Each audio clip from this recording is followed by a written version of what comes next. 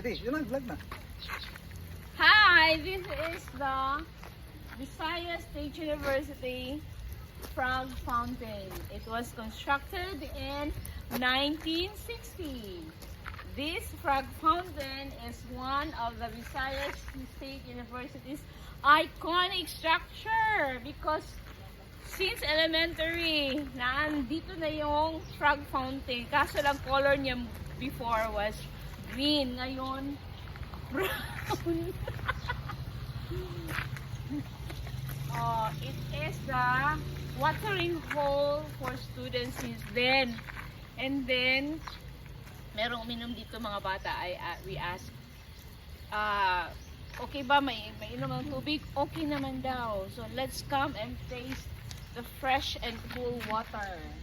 Come on, come on.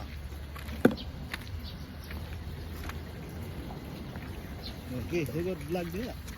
Okay. Hindi pantay ang mga agos ng tubig. This is the frog pump. See? Yay! Fountain! Fountain. Oh, I wanna drink. Frog. I wanna drink. I drink here. Oh, yeah.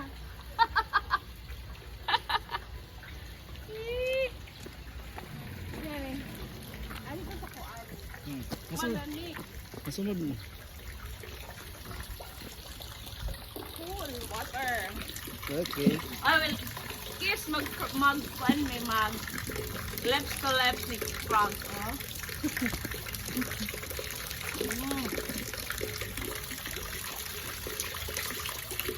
Ayaw ko na.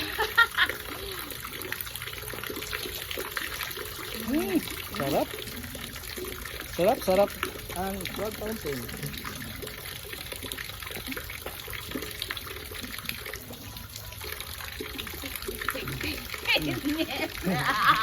Ako na naman. Biglaan ako dito. Okay, dito. Sarap.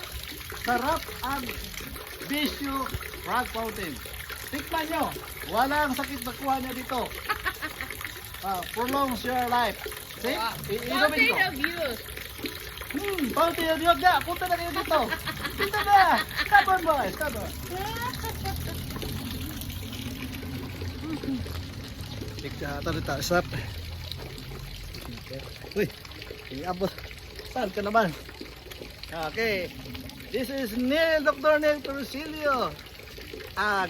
Graduate from elementary, high school, college to graduate school here in Visayas State University. Thank you and bye-bye. God bless.